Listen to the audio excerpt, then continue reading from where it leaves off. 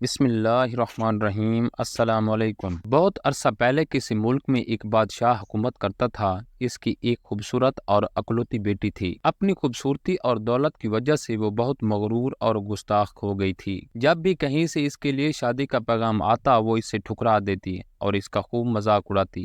ایک دن بادشاہ نے ایک بڑی دعوت کا اہتمام کیا اور اس میں شہزادی سے شادی کرنے والے تمام امیدواروں کو بلایا۔ سب لوگ اپنے اپنے مرتبے کے لحاظ سے کرسیوں پر بیٹھ گئے۔ شہزادی اس دعوت میں اپنی کنیزوں کے ساتھ بڑے مغرورانہ انداز میں آئی۔ وہ جس امیدوار کے پاس سے گزرتی اس کو بڑی حقارت سے دیکھتی۔ جب وہ ایک شہزادے کے پاس پہنچی جو بہت موٹا تھا تو اس نے اپنی کنیزوں سے ہنستے ہوئے کہا، یہ تو گول ٹب ہے۔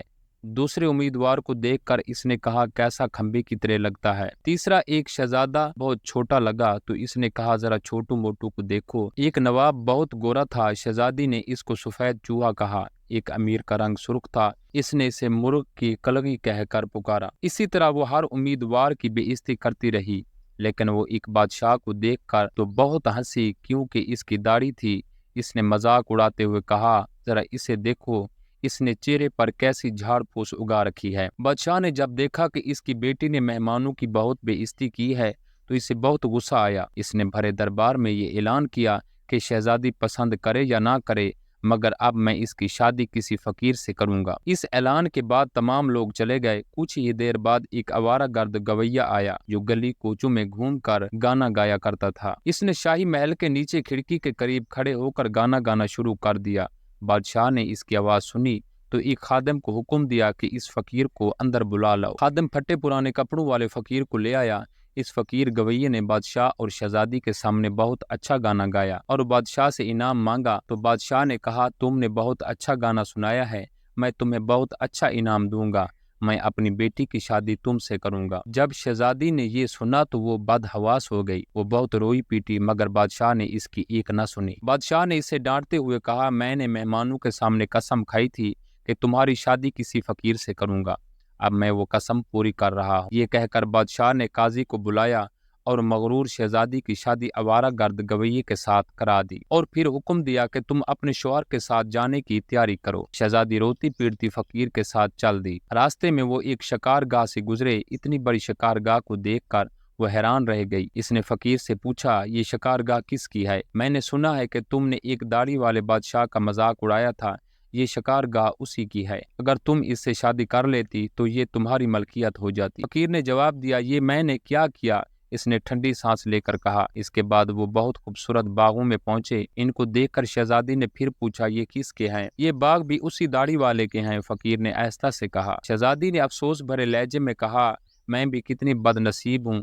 پھر وہ ایک بڑے عظیم الشان شہر میں داخل ہوئے۔ اتنا بڑا اور خوبصورت شہر دیکھ کر شہزادی حیران رہ گئی۔ اس نے پوچھا، اس شہر کا مالک کون ہے؟ فقیر نے اسے بتایا، یہ شہر داڑھی والے بادشاہ کے ملک کا پائے تخت ہے، اگر تم اس سے شادی کر لیتی تو یہ سب کچھ تمہارا ہوتا۔ میں نے بہت غلطی کی، کاش میں اس سے شادی کر لیتی۔ اس نے پچھتاتے ہوئے کہا۔ فقیر شوہر نے ناراض ہوتے ہوئے کہا، مجھے اس سے کوئی مطلب نہیں، مگر تم میرے ہوتے ہوئے دوسرے مرد کی بات کیوں کر رہی ہو؟ کیا مجھ میں کوئی کمی ہے؟ اس طرح کی باتیں کرتے ہوئے وہ ایک چھوٹی سی جھونپڑی کے قریب پہنچے۔ کیسی بدنما اور چھوٹی سی جھونپڑی ہے، یہ کس کی ہے؟ شہزادی نے پوچھا۔ یہ میرا گھر ہے اور یہی وہ جگہ ہے جہاں ہمیں زندگی گزارنی ہے۔ تمہارے نوکر کہاں ہیں؟ ہمیں نوکروں سے کیا کام؟ تم ہر کام کر سکتی ہو، اب آگ جلاؤ اور میرے لیے کھانا پکاؤ، میں بہت تھک گیا ہوں، فقیر نے کہا۔ چونکہ شہزادی کو کھانا پکانا نہ آتا تھا اس لیے فقیر نے اس کی مدد کی اور کچھ دیر بعد انہوں نے الٹا سیدھا کھانا پکا کر کھا لیا اور سو گئے۔ دوسری صبح فقیر نے اسے جگایا اور گھر صاف کرنے اور دوسرے کام کرنے کو کہا۔ شہزادی تمام دن کام کرتی رہی، اوپر سے جلی کٹی باتیں بھی سنتی رہی،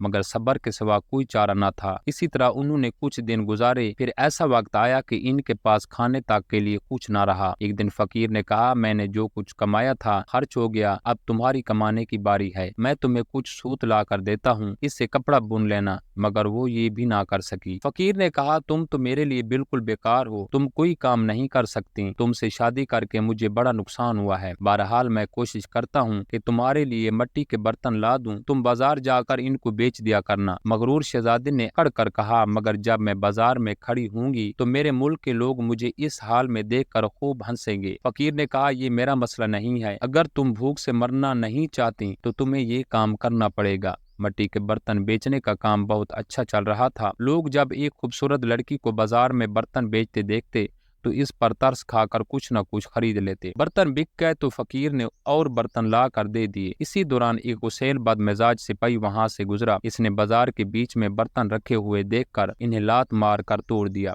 और कहा कि आइंदा इस तरह रास्ता मत घेरना। शहजादी बहुत परेशान हुई। इसने सारा वाकया घर आकर अपने शोहर को सुनाया। तुम इंतहाई बेवकूफ हो, तुमसे किसने कहा था कि बीच बाजार में बर्तन लेकर बैठ जाओ? आखिर वहाँ से लोगों को गुजरने में दुश्वारी होती है। मेरा ख्याल है कि ये भी तुम्हारे बस का काम नहीं है। खैर, मैं शाही महल जाऊंगा, हो सकता है कि वहाँ तुम्हारे लिए कोई काम निकल आए। ये कहकर वो शाही महल रवाना हो गया। शाम को फकीर ने वापस आकर कहा, शाही महल में तुम्हारे लिए मददगार बावर्चन की जगह मिल गई है। अब कम से कम हमें खाने को खूब मिल जाया करेगा। और इस तरह मगरूर शहजादी एक मददगार बावर्चन बन गई। वो हर रोज सुबह से शाम तक बावर्ची खाने के सारे काम करती और शाम को लोगों के आगे का बचा हुआ खाना लेकर घर आ जाती और इस तरह दोनों मियाँ बीवी का गुजारा हो जाता। महल में आए हुए इसे कुछ ही दिन गुजरे थे कि इसने सुना कि महल में कोई शादी की तकरीब होने वाली है। मुकर्ररा दिन जब मेहमान आने शुरू हुए तो वो बावर्ची खाने की खिड़की से इन्हें देख रही थी। नकीब और चौबदार खूबसूरत कपड़ों में मेहमानों का इस्तकबाल कर रहे थे। हर तरफ बड़ी शान और शौकत और धूमधाम नजर आ रही थी। लेकिन शहजादी अपनी किस्मत पर आंसू बहा रही थी और अपने गरूर और तकब्बर और बेवकूफ़ी पर पछता रही थी। इसी दौरान कुछ खादमाएं आईं और उन्होंने इसको बहुत से मजेदार खाने दिए जो इसने टोकरी में रख लिए और घर की तरफ चल पड़ी। अभी वो महल के दरवाजे से गुजर रही थी कि अचानक एक बहुत ही खूबसूरत लिबास वाले एक शानदार और खूबसूरत शख्स ने इसका रास्ता रोक लिया। शहजादी ने निगाह उठाकर देखा कि वही दाढ़ी वाला बादशाह था जिसका इसने खूब मजाक उड़ाया था और वो शर्म से कांपने लगी। बादशाह इसे लेकर हाल में पहुंचा। इतने सारे लोगों को देखकर इसे अपने ऊपर काबू ना रहा और घबराहट में टोकरी इसके हाथ से गिर गई और इसमें से खाना निकलकर चारों तरफ बिखर गया। तमाम दरबारी हंसने लगे। शहजादी का ये हाल था कि किसी तरह जमीन फूट जाती तो वो इसमें समा जाती। इसने झटके से अपना हाथ छुड़ा लिया और भागना चाहती थी। बादशाह ने फिर इसे दोबारा पकड़ लिया और बड़ी नरमी से बोला, डरो मत, क्या तुम मुझे नहीं पहचानती? मैं वही आवारा गर्द गवैया हूँ जो तुम्हारे साथ झोंपड़ी में रहता हूँ। मैं वही सिपाही हूँ जिसने तुम्हारे बर्तन तोड़े थे। ये सब कुछ मैंने इसलिए किया था कि मैं तुम्हें पसंद करता था और तुमसे शादी करना चाहता था। अब तुम्हारे गरूर का इलाज हो चुका है और तुम्हें अच्छा सबक मिल गया है।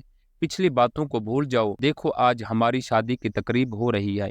इसी वक्त कनीजें आईं और उसे अपने साथ ले गईं। शहजादी को नहला धुला कर दुल्हन का लिबास पहनाया गया। जब वो दोबारा हाल में आईं तो देखा कि इसके वालिदैन और इसके तमाम दरबारी भी वहां जमा हैं। सब लोगों ने इसे मुबारकबाद दी। अब शहजादी बिल्कुल बदल चुकी थी। इसका गरूर और अकड़ और दूसरों से नफरत करना खत्म हो चुका था। इसने जिंदा रहने का ढंग भी सीख लिया था।